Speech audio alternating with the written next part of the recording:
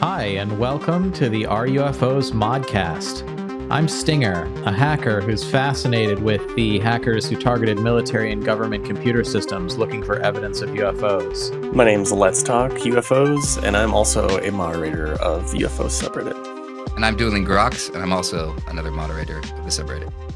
You guys excited about today's conversation? Yeah, what do you got, Tom? What's been cooking over there? Keeping up with UFO content the last few weeks has been like drinking from a fire hose. There were some docuseries that came out. There was Cosmosis. There was the second season of the National Geographic series, the second season of UFO Revolution from TMZ. And then, of course, we had Jake Barber and Ross Coulthart special on News Nation.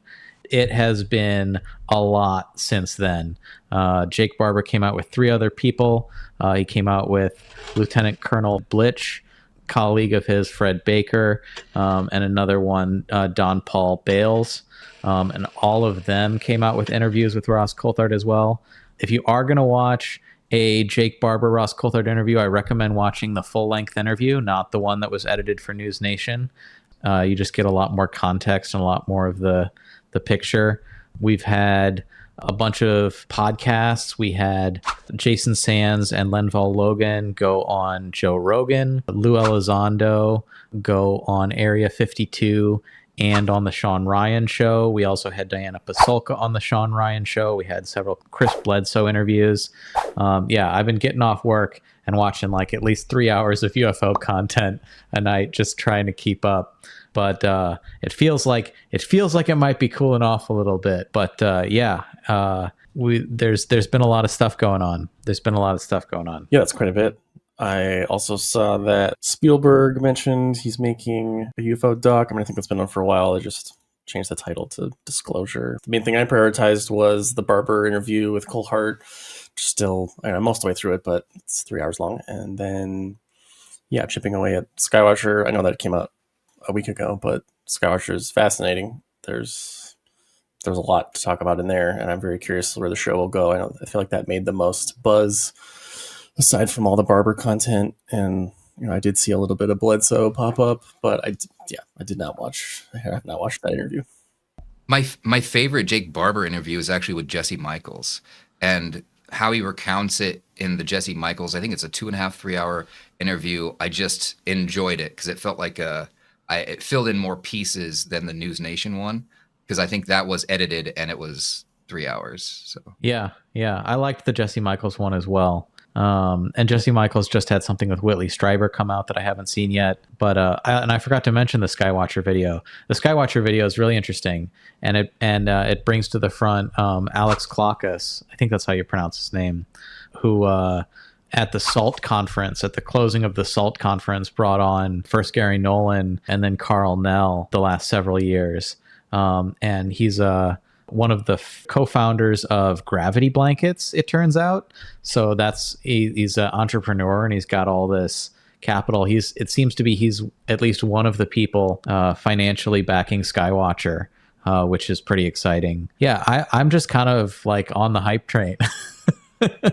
I'm aware of a lot of the counter arguments that people bring up, the rightful skepticism they have about some of the statements these people have made. But when it comes to Jake Barber, I give it a little more stock because Jake Barber, as we now know, is the program insider that Michael Herrera has been talking about for at least the last year. I was aware of some stuff happening behind the scenes with our fellow moderator, Joey Is Not My Name, who did some checking on Michael Herrera's story, unbeknownst to Herrera. Things like looking up the tail number of a helicopter when Herrera sent him a photo, and finding the flight that helicopter took, and knowing, where it went from the tarmac to this military base. And so Joey Is Not My Name was able to tell us kind of behind the scenes some of the things that he had been doing to track Michael Herrera's story and this development with this program insider, who we now know is Jake Barber. But who's to say that was, like, maybe they had been conducting those same operations all week long? They could have been. They could have been. And believe me, those are some questions I've asked some of these gentlemen that I'm working with, and they they don't know because everything's compartmentalized. I'm hoping one day maybe one of them that I come across does know. In 2023, I believe, there was a whistleblower conference shortly after the Whistleblower Protection Act got activated, and then there was this at the National Press Club hosted by Stephen Greer. We were actually sent there on behalf of our employer to look for whistleblowers that we were trying to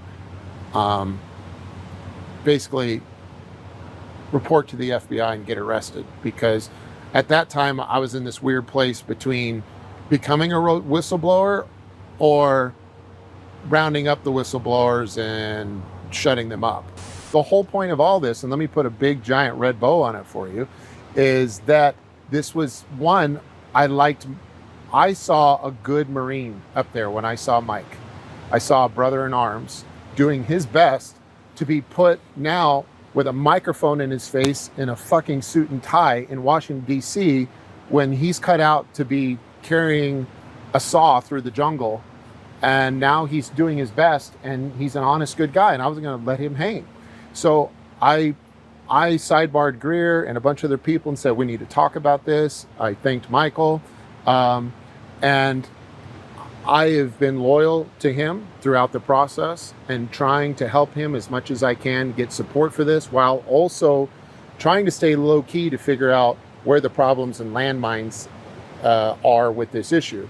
So just having a little bit more of that context and knowing, I hadn't been paying much attention to Michael Herrera until that I was made aware of that additional evidence kind of supporting Herrera's story and by extension, supporting Barber's story, realizing that Herrera kind of regrets coming forward with Greer. He wasn't really aware of Greer's reputation at the time. Yeah, what's your guys' take on Barber in general? Since he wasn't a known quantity until a couple of weeks ago, and now he's just pretty much at the forefront of the media in the space. And just to give my superficial impression is that he's not going to go anywhere, and he has a pretty robust set of colleagues and corroborators and credentials that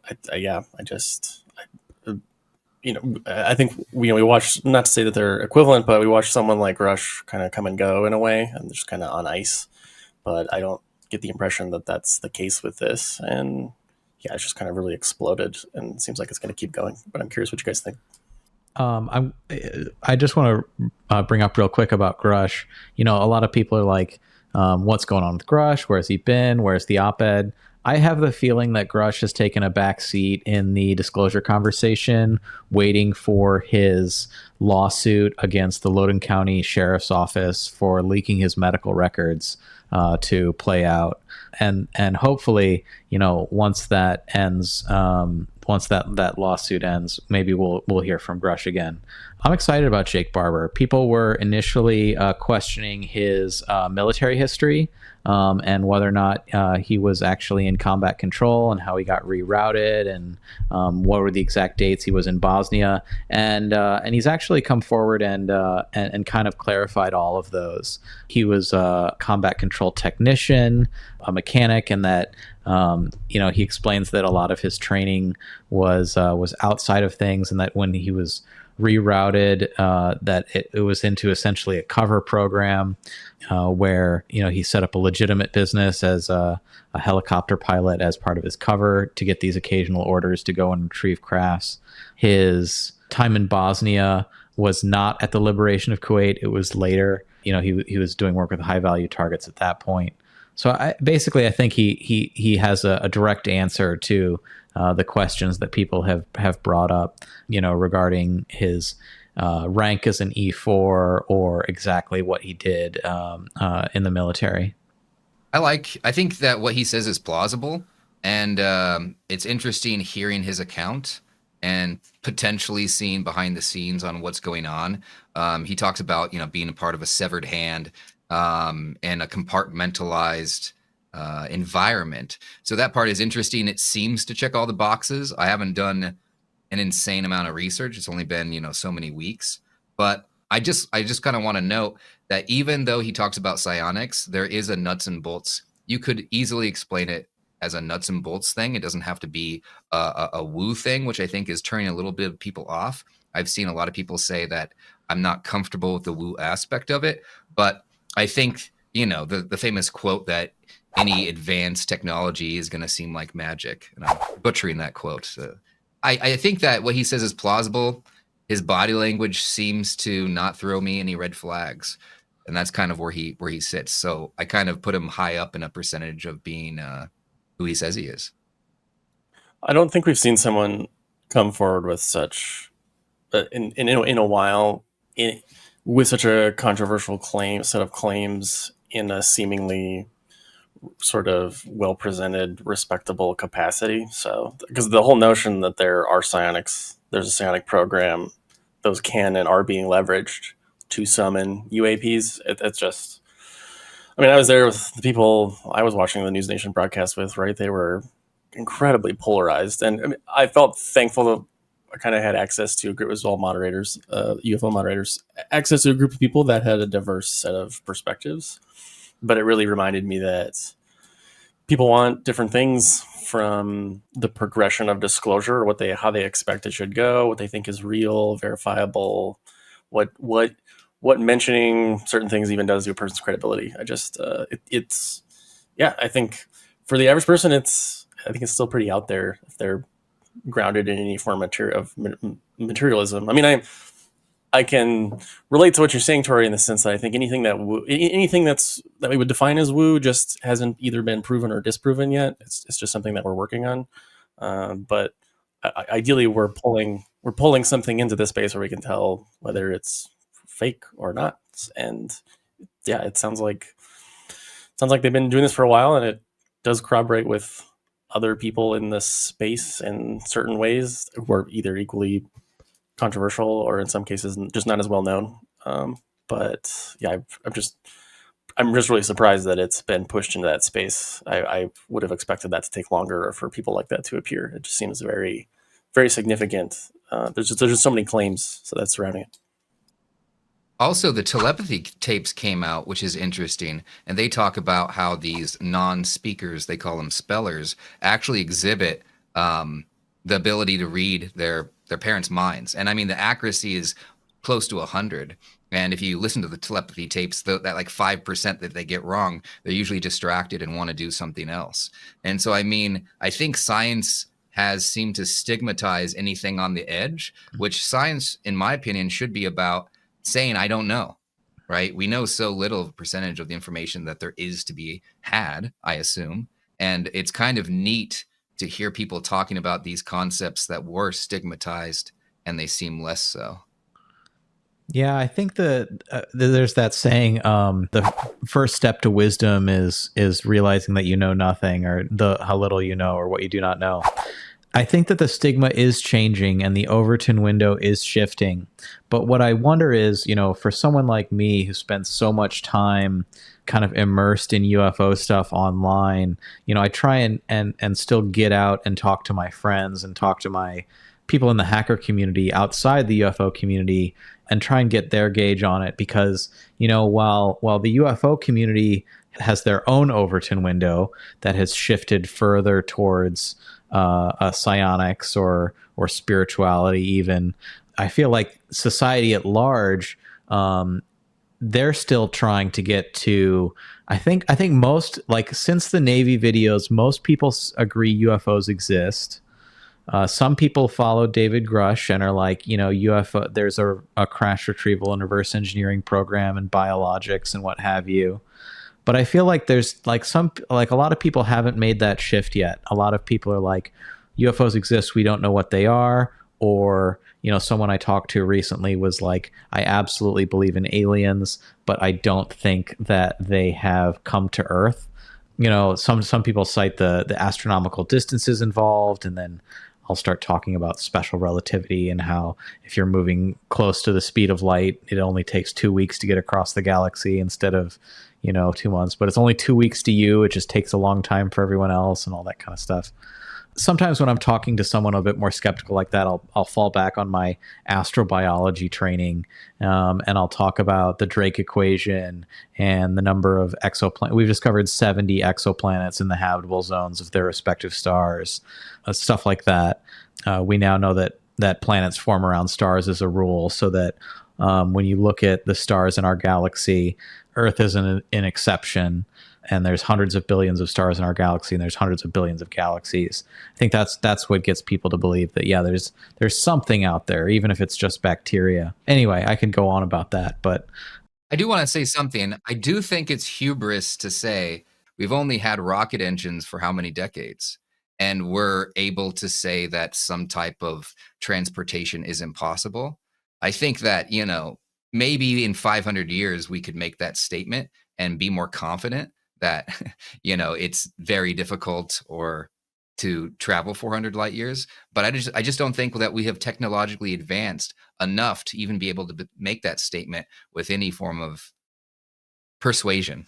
I see that as another bias. But I took a class through the Society for UAP Studies on the physics of exotic propulsion, and we talked about a number of different things, including Alcubierre drives. And there's been subsequent work that's actually improved on Alcubierre's work since the 90s, that's reduced the energy requirements and then to full space-time.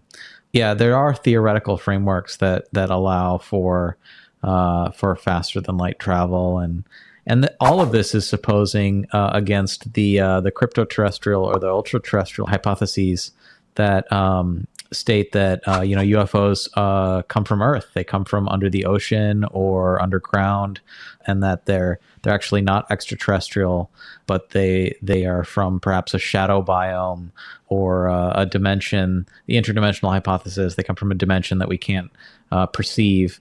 We can only see a limited amount of the visual spectrum, but maybe they're something beyond that. We've been around for 250,000 years, or 150,000, depends on which article you're reading. So let's just say we've had enough time as humans to live 5,000 years, develop this technology, leave the planet and come back, or hide or something, which is interesting because we've only had writing for 5,500 years. But we know that Homo sapiens sapien has been around for 150,000 plus years. What if the last ice age and these megalithic structures are just pointing that, hey, we were advanced maybe to a pretty big degree, and then this could be what we're experiencing. So it's kind of interesting that a lot of people say that it's more likely that it's us from the future, or I like to add us from the past. Like, just if you think that life is so rare, that has a higher probability for those people. Yeah, the extratempestrial hypothesis.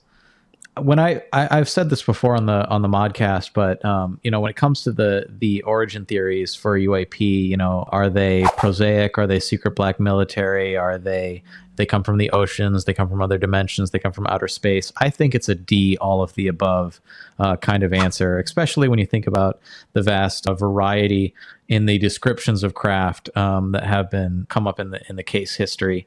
They're not all discs. They're not all orbs. There's a lot of different odd shapes of craft, and even shape shifting, which I think lends to the interdimensional possibility. I think it's D, all the above as well. I think it's a reasonable approach to remain open-minded about potential explanations, but I also don't think it's necessarily answering the question in the sense of what is most likely, and or what does the present evidence correlate towards. And I think this dovetails into what we were just talking about in terms of the kind of limitations of certain people's imagination in regards to what's possible within the fields of science or the future of human technology. And so I think it's easy to postulate that the likely form of non-human intelligence that is interacting with humanity is some form of interdimensional intelligence, or has some sort of interdimensional capacity. But we don't know. I think the thing that just kind of gets glossed over is whether there is or isn't data there, and what does the data lend towards. So one of the questions I've been asking pretty consistently over the last week, because we've been interviewing a lot of applicants for moderating the subreddit, is whether or not they spend any time reading, studying, investigating the experiencer literature. So that's the people who are kind of at the front line, if you will, of the phenomenon. People who claim to have some direct contact of the thing or the beings or the group or whatever they are. And there's a diverse range there. I think you can spend just as much time trying to investigate that subset of the phenomena as you could sort of the nuts and bolts cases, or the cases that just really involve sightings, and to try to verify that the phenomena is actually real. But yeah, there's a whole other set of challenges there. And so I think the answer that all of the above is probably more likely is good for trying to help people open their minds to the incredible realm of possibilities of what could or appears to be interacting with humanity. Ideally, we're still trying to delve into what we think this particular case over here says, or if there's correlation and corroboration between these other cases that may or may not imply some particular thing. Because even in the context of Barber's story, one of the questions that I immediately have is if these crafts can be asked to just land, to what end? Like, why would something that is so highly advanced, what would it be looking for to comply with, and or then what would it expect the result to be if that group walked up to the thing and tried to do whatever it's going to do with it, right? There's just a whole suite of kind of questions and implications. So yeah, that's my general line of thought. Well, James Lukatsky said in his book that, I think it was him, you correct me if I'm wrong, where the outside of the craft was smaller than the inside. I think it was just a sentence or two in a book. So that lends itself to some type of physics that we don't understand, whether it be another dimension or just maybe a word we don't necessarily have. But I always thought if there's one thing interacting with us, there's probably many. And if it is very nuts and bolts, there are probably different timescales and advancements. But more curious, I think, is that in everything, we're in the middle, right? In terms of scale, there's things bigger than us, there's things smaller than us, except for when it comes to intelligence. And like for all of our recorded history, like there hasn't been a thing other than a religious god that was more intelligent than us. And so it's interesting scientifically that we're kind of in the middle of so many things, but when it comes to intelligence, we're on the tippy top, right? When it comes to just, coherence theory of reality, when it comes through the lens of science. So that points to something that always kind of just stuck out. Like, I don't think that we're the pinnacle of intelligence, and that's been echoed by other people. Yeah. The other part of that little soapbox I get on is that when it comes to humanoid encounters and looking at the occupants of the craft, there's just as varied a number of descriptions, and just as varied a type of interactions. Some people describe having very positive interactions with ET. Some people describe negative. Some people describe, what might be seen as some type of tag and release, like we do with animals in the wild, as if we're being observed or studied in some type of zoo or for our genetics even. Yeah, I think that there's probably a lot of different types of ETs from a lot of different, well, I don't know, ETs. There's probably a lot of different types of NHI from a lot of different types of places, with different agendas, different motivations, and different intentions when it comes to interacting with humanity. One thing that I do like to believe is that if there was a force that was powerful enough and malevolent enough to have conquered humanity, they would have done it already. And so I do have hope that we have the ability to have free will and hopefully, work towards a positive human future. That's something that I care a lot about. I mean, that presupposes, though, that we're not still a worthwhile resource and already in some form of, not to go full Prison Planet on you, Tom, but I think it's also a possibility, right? That I guess the example that I've used, and you've been around for this when we're giving talks, but there's a justification on any end of the moral spectrum, I think, for higher intelligence to remain obfuscated. And so, if they were scientists just wanting to observe the progression of humanity as a unique organism, if they're malevolent in the sense that we present some sort of resource that is better left to its own whim currently, but sort of quietly contained. And then benevolent, I think that's just some form of prime directive, right? You wouldn't want to trigger some sort of saviorship dynamic until humanity had reached some form of collective maturity, which remains to be seen whether that's possible or not, but that just would imply there might be some sort of great filter in place. Yeah, I guess the other thing I would cite is just the only quantitative study I'm aware of based on experience or data, and that's the free study. And so they surveyed around 1,200 people from over 100 countries, and there were commonalities in terms of the beings that they saw, enough such that I think you could draw some interesting correlations there and make a whole array of comments. But again, only one study. It is a study. I wish there were more. Something that's pretty hard to study. Don't know a lot of people that know about that. The book is just called Beyond UFOs, and it's done by the Free Foundation. I reference it pretty consistently lately just because I've been looking for more perspectives on the stuff that's in there, because they saw certain types of correlations in terms of beings and had certain types of experiences, had certain kinds of implications, enough such that I think you could say, oh, it appears to be that these you could posit that there's this group of beings with this form of agenda or set of intentions that would be interacting in this way, and then maybe draw some constellations in terms of the different groups. But that's the only way I know that you could really approach that in a discernible way. Never mind like a scientifically replicable way. It's still pretty hard to study. Yeah, I really want to get that book about the free study.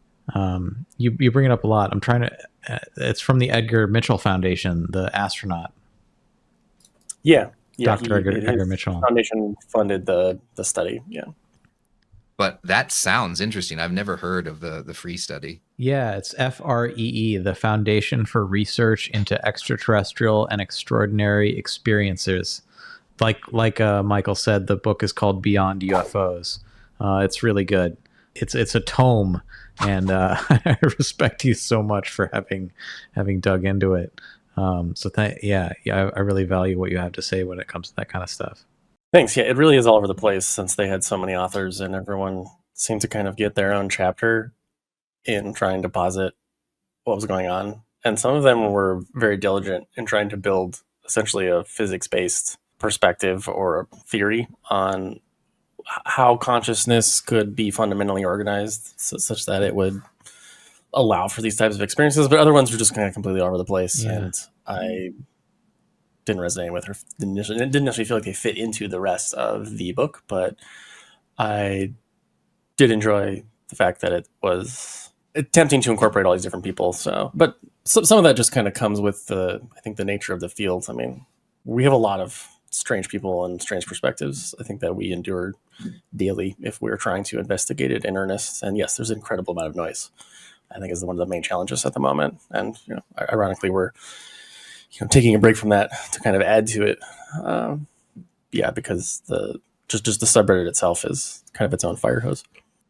So I'm curious because, from looking at the free study and thinking about consciousness and whether, telepathy is the lingua franca of the universe, to bring it back to the Jake Barber stuff and the psionics, is there anything in the free study that kind of supports or corroborates the idea of psionic or telepathic communication with extraterrestrials? Yeah, let me pull something up here. Yes, their study showed that a majority of their respondents, their experiences involved some form of telepathic or thought transfer, or what they call direct knowing, being given to them by the NIH. And it was about 78% said yes, and 22% said no. I don't think it's essentially surprising. I think it would make sense to me if I were interacting with some form of highly advanced intelligence. We're not going to use mouth noises, and there's going to be some sort of direct thought transfer, which just seems like the most efficient way to communicate in real time. It kind of backs up Barber. Some people have this idea that telepathic communication with ETs is too far out there. But, if you look deep enough into the literature, the studies and the cases, the experiencers, then it's not that big of a stretch. But I think it's very plausible, and the telepathy tapes kind of sold me on telepathy existing. I don't know if you guys have done telepathy experiments, but I have as a kid because I was curious about the mind, and the results were kind of pretty crazy. But I started listening to the telepathy tapes most of the way through them right now. Very interesting podcast. And I actually got a true random number generator, wrote a program to see if I can replicate some of Dean Radin's experiments. Dean Radin, the chief scientist of IONS, the Institute for Noetic Science, also affiliated with Dr. Edgar Mitchell, the late astronaut. But Dean Radin did studies in the 80s that are now in declassified documents. And there have been more recent studies as well that human consciousness can influence a random number generator in a statistically significant way. I just wrote a simple program with a friend's help that lets you select one of two options, and so statistically you would trend towards being right 50% of the time. But if you're able to choose the right one or the other more than 50% of the time, and it is drawing from that entropy source of the random number generator, are you able to train yourself to have greater psi ability? And this is something that Russell Targ has looked into as well.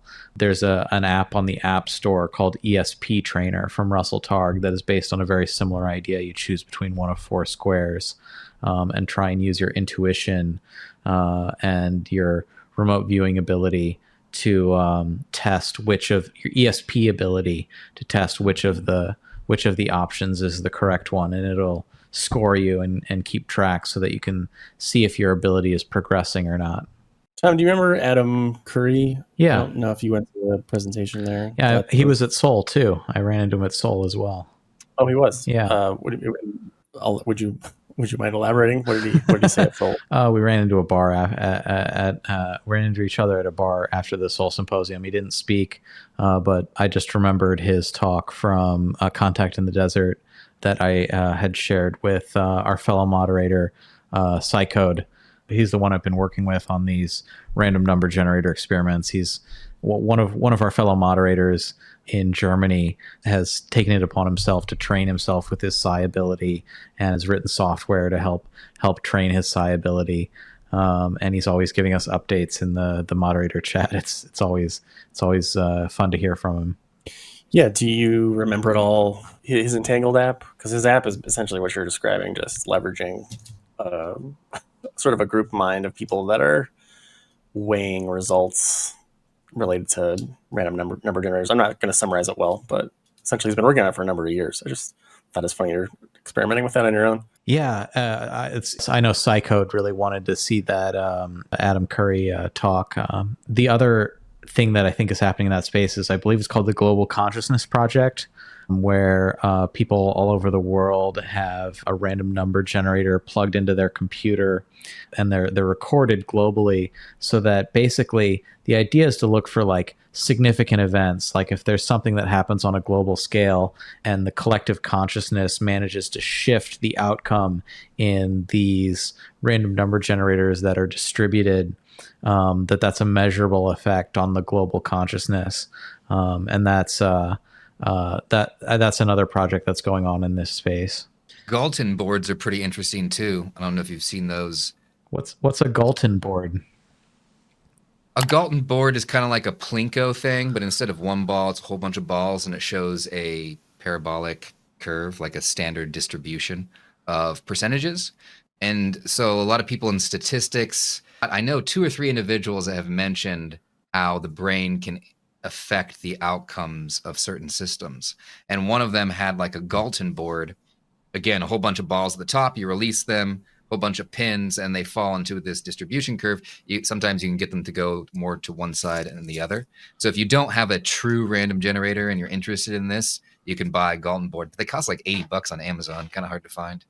But I've been always interested in that, and the telepathy tapes and Jake Barber's statements have only piqued my interest even more. But a lot of people have been alluding to the brain being a longitudinal wave generator. So if you follow Jesse Michaels at all, he talks about Townsend Brown in extended electrodynamics. So the original Maxwell field equations, or Maxwell's equations, there's like 22 of them, 21, and they were just crazy to implement. You wouldn't want to implement them, but they were just trying to explain it, and they were actually reduced down to 4. And so recently there's been a lot of talk of extended electrodynamics that kind of go past the limitations that we currently have. And longitudinal waves is one of those things that pop out of Maxwell's equations, and that could be kind of what we're seeing. And again, you could look at it from a nuts and bolts or kind of from a woo, not necessarily, but it's interesting because that brings up, in my mind, the Akashic record and kind of like the internet, but without the internet. What if there is this type of field and a communication that you can tap into that pretty much, if you could just quiet your mind, again, it's a signal to noise thing. Maybe if you meditate, you can tap into that. And I think the practice of meditation in and of itself seems good and beneficial for me. So I've been kind of on my own journey just to kind of test reality in that regards. I don't know about you guys, but I'm curious again. And I don't want to be so open-minded that my head, my brain falls out, like they say. But at the same time, I think it's fascinating that we don't know a lot of things about base reality. And that's why a lot of these statements for me are ontologically shocking. And I kind of have to parse the information a little bit slower, to your point that you said earlier, where it's like drinking from a fire hose. So you're right. Yeah. There's so much, and I'm so excited, and I want to know it all. Well, the extended electrodynamics reminds me of the Ecosystemic Futures podcast from Shoshin Works that came out in December. And there were a series of them that came out, but the one on electrodynamics, extended electrodynamics in particular, was quite good. So that it just brings that to mind as yet another piece of content to listen to. But it was, highly recommended and talked about extended electrodynamics. I like what you say about how any sufficiently advanced technology is indistinguishable from magic, in the idea that there is a nuts and bolts and woo hybrid explanation, which is where, and actually Dr. Beatriz Villarreal's talk at the Soul Symposium touched on this a little bit when she mentioned Neuralink. But the idea that there is an advanced, there is a possibility for an advanced technology that the technology links consciousness. And when we think about how people being able to communicate mind to mind with or without technological assistance, this is something that is really not as far out as we might think. What Jake Barber also talks about multiple ways of interfacing with these craft. He says there's the Psionics team, but he also says that there's what he calls a dog whistle technology. That's a technological way to summon the UAPs using, it seems like, either electromagnetic frequencies or Lou Elizondo has talked about radiation as a lure to bring in UAP. So it seems like there are other ways to attract UAPs besides human consciousness that may be more technological or radiological in origin. Just popped into my head the Age of Disclosure documentary. We talked about Steven Spielberg's new film Disclosure. I believe that's a fiction film, but then we've also got Farah documentary Age of Disclosure that's going to be premiering at South by Southwest, and that trailer was very enticing as well, with a number of people coming forward on camera who haven't spoken before when it comes to UAP. Just to pull away from the theory a little bit, but I really liked Alex's question on Skywatchers. He asked all of the people that he was interviewing, do you believe a higher form of non-human intelligence has been visiting Earth? And pretty much everyone said unequivocally yes. They had their own reasons, though, for saying that. And so, do you believe that extraterrestrial intelligence has visited planet Earth? I think you can go a step further. It hasn't just visited, it's been here a long time, and it's still here. About 2 years ago, I brought Dr. Gary Nolan, who's a tenured Stanford professor, to SALT. And I asked him, if you had to assign a probability to that statement, what probability would you assign? 100%. And that idea that a prestigious, world-recognized scientist would make a statement that he is 100% confident blew my mind. That statement seems so incredible that it's tough to believe. Maybe a lot of people here hear that and they don't believe it. A year later, I brought Colonel Carl Nell to SALT. Carl's had a decorated career leading our military at the highest levels, and he certainly did not mince words. Non-human intelligence exists. Non-human intelligence has been interacting with humanity. This interaction is not new, and it's been ongoing. How confident are you that that is true? There's zero doubt. Made me consider the question for myself. How I might answer it. I'm also just curious how you guys would answer that question. He phrased it a very particular way, and you're right. In the Skywatcher video, he asks everyone pointedly, like, how sure are you? You know, how sure are you that that is the case, that non-human intelligence exists and is visiting Earth or interacting with humanity? Or, yeah, I'm pretty sure. I'm pretty sure, and I'm pretty sure largely because of the content that I've exposed myself to. You know, I'm not an experiencer. I haven't seen a UFO. I'm from Missouri. I don't have that kind of show me state kind of evidence. But I think that when I listen to experiencers and I listen to their stories, I generally give them the benefit of the doubt and think to myself, why would they lie? Because and if you look deep enough into like experiencer lore and abduction stories and stuff like that, people don't get famous from it. They don't get rich from it. You know, it generally makes their lives worse if they become public and talk about their experiences. And so I listen to those stories and I just kind of trust them. I just kind of trust the people. I trust the experiencers. And I think that's what makes me, you know, I hesitate to say something like 100%. But that's what makes me pretty sure. I mean, I'm 100% sure we're not alone, but when it comes to being visited, I'm pretty sure we're being visited. I would agree. I think that, you know, the Fermi paradox is a paradox because it doesn't make sense that we're alone. And people say, where's the evidence? There's so much evidence when you start looking in. Of the tons of reports, even if only 0.001% of them are true, right? We still have something anomalous happening. So I think something is happening. Is it a non-human intelligence? The reason why I think it's a non-human higher intelligence is because of just the common sense of we're in the middle of almost all things, and yet there's nothing smarter than us, you know. And I think all these stories of religions and, you know, people don't like ancient aliens and that theory, but literally it's a whole bunch of people saying beings of the heavens, space, interacting with beings of Earth. There's so many stories, like all of the stories are about that. And I think it has to do with our reality. And I don't know exactly how it ties in, but I also don't think we know much about our reality, you know? And so evidence is there. I don't know what it is. My confidence level that something is going on would be in the 90%. But so is the same when I go to a museum. Somebody used this analogy where Elvis's guitar is in a shelf. And then, you know, they actually have to swap it out to clean it. So they just put an identical Telecaster there. Right. And no one knows the difference. And all these people say, hey, I went to the museum and saw Elvis's guitar. But those people that day didn't actually see Elvis's guitar. Jesse Michaels bringing this up a lot, that if we were to rely only on truth that we personally have tested scientifically, we would be immobilized. We wouldn't be able to do anything. So we have to rely on other people. We have to trust that what they have done is accurate. And it's a part of functioning in today's society.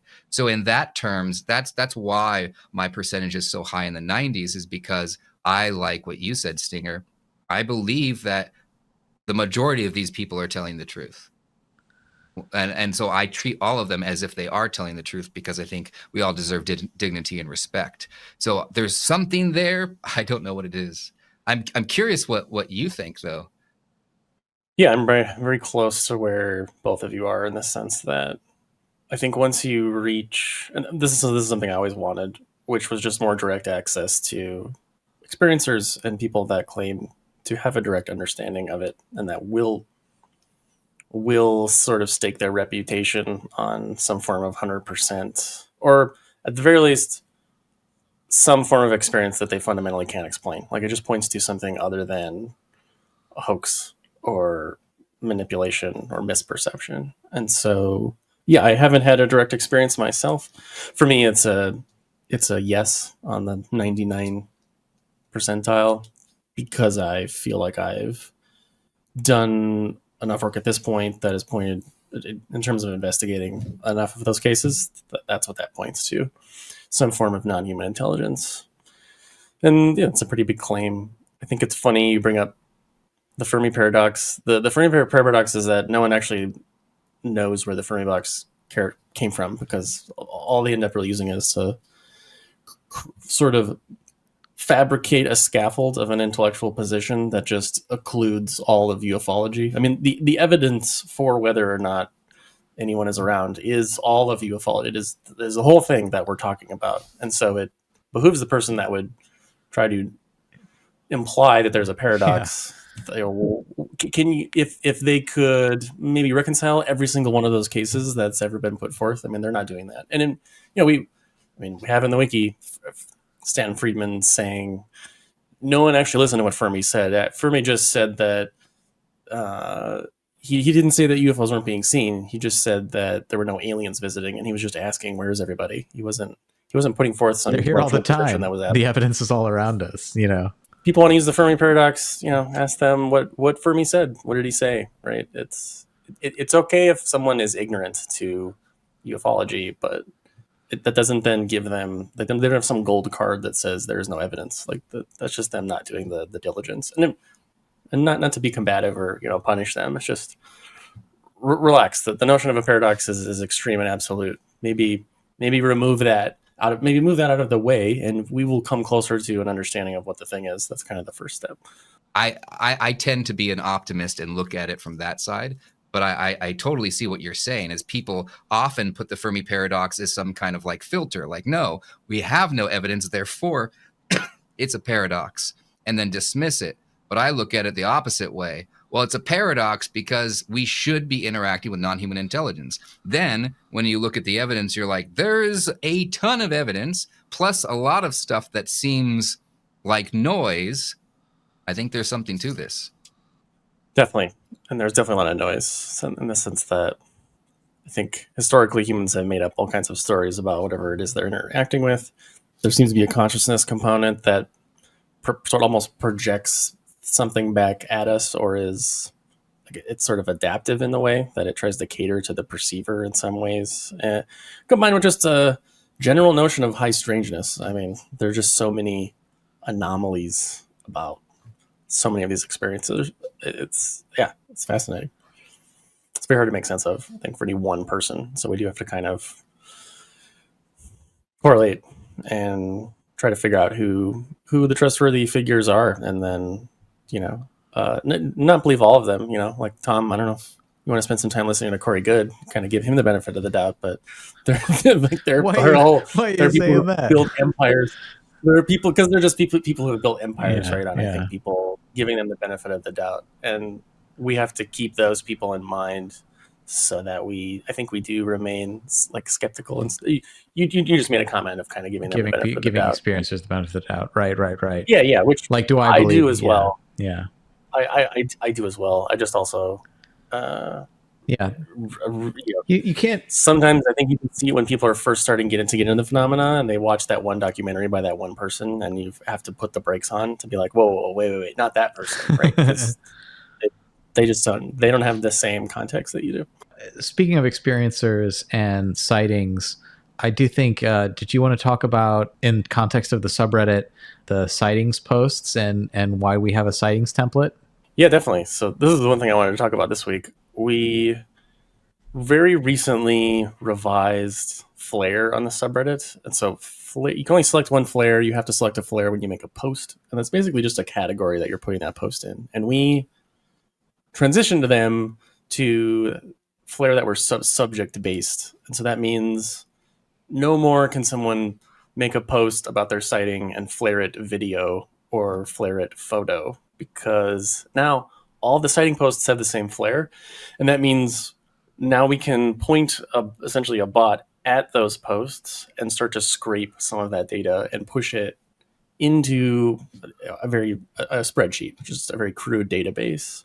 And based on that, we can start to see, we're getting this many amounts of sighting reports per month, and this is how that correlates with other reporting organizations or agencies.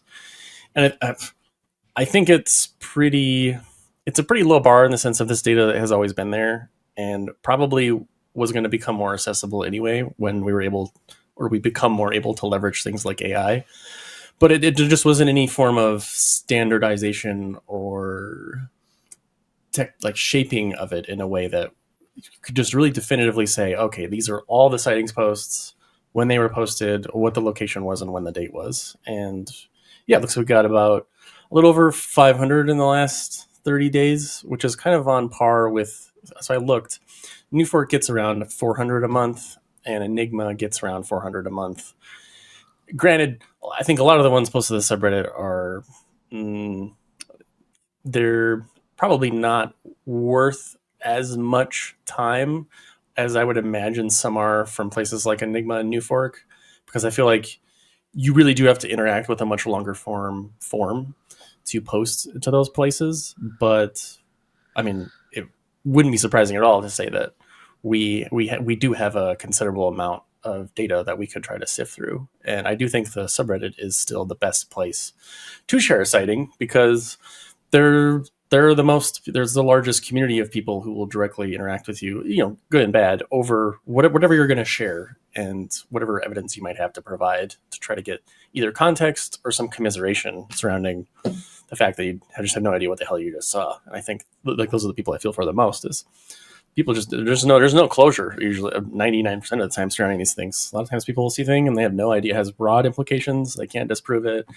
It did not look man-made, and they know what they saw, but there's just no one to talk to or get more information. Try to close up whatever loose ends that they can. So I think ideally we can present this to the community. They don't really know. I don't think they're aware that the sheet is linked in our documentation, but ideally we would raise the bar of what is available in the sheet and or what is required when you make a sightings post. And then we could experiment with showing that information in all sorts of different ways, or just talking about it. One of the things I would have loved during the New Jersey sightings, which are still going on, but when they're peaking, is the ability to go in and say, oh, okay, when did these occur and when were they getting posted to the subreddit?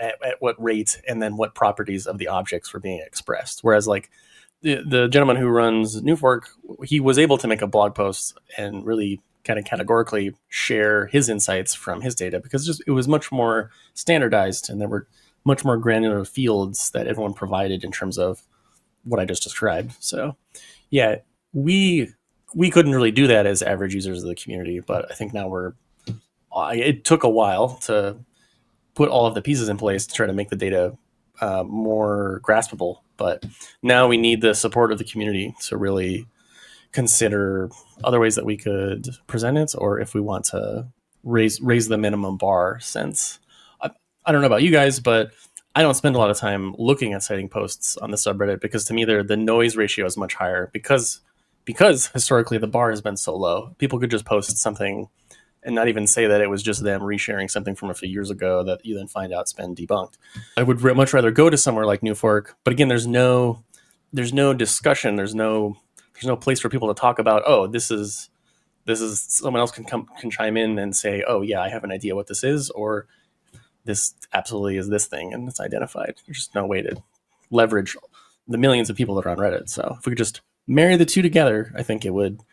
Yeah, we have the potential to eliminate a huge amount of noise and give people as good an understanding as they can of whatever they're seeing at any given moment. So yeah, that's what gets me excited about it. Yeah, and when I think about someone who just saw something, right, and they're like, oh my God, I've got to tell somebody, I've got to put this on the internet. Where am I going to go? Oh, I know. I'll go to Reddit, and they're like a new user. They're not, they haven't posted on our sub before, and they make a sightings post. I do think we want to keep that barrier to entry low in terms of the template, but the fact that we get so many reports and so many sightings, and the fact that we have an opportunity there, if we ask for just the bare minimum of information, date, time, location, we can start to analyze that data. And maybe we can pull up the spreadsheet and show that. But we've already gathered, I think, over 1,000 reports in a more machine readable format for people who like to work with data as I do. So there's an opportunity here to start gathering data in a meaningful way, so that it can be used for analysis, perhaps even scientifically, and when it comes to rigor. I think that's a great idea. Yeah, I don't know why we need to wait around for privately funded groups like Enigma to fund some sort of mechanism so that we can review the data. It's there. It's the lift is getting a bunch of volunteers and a very abstract community, quote unquote, because the subreddit is a community, but like not in the sense of a real living one. It's a bunch of strangers on the internet, and a lot of us have really strong opinions about how that conversation should be facilitated or shaped and what rules should be there. And I agree, we don't want to raise the bar so much that the average person can't comfortably share, especially if they've never interacted with Reddit before, share what their experience is. I think we can accomplish that. There's also just a whole bunch of data that's not being investigated, right? We're not leveraging the fertile ground that is the whole community. The community wants to look into every sighting. I think there in aggregate there are enough eyes and bright minds to get to the bottom of most of the things at like a superficial level, right? Like there has to be some cooperation in terms of the person who's reporting, but you can easily facilitate that through Reddit. Reddit is more than capable enough and accessible enough. And so I think we can do that. I think we can really, if we can create, there's still going to be an incredible amount of divisiveness or dismissiveness when people share things, or if people share just blurry dots with their terrible camera. But for everyone else, I mean, yeah, I think it's what people have been kind of grasping for a long time, is they want better evidence, and people who want to investigate want to know what they can go investigate that's worth investigating. So we should really be, finding a way to just pour gasoline on that fire. And ideally we can figure out a way to do that. It's just kind of, Reddit doesn't technically allow you to make people fill out a form if they, select a certain flare yet. We're definitely going to try to get there and figure out what we can do.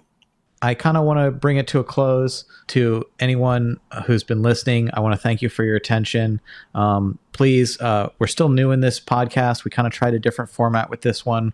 We didn't go over the top 5. We had more of a conversation about what's going on and what we wanted to talk about with respect to the news.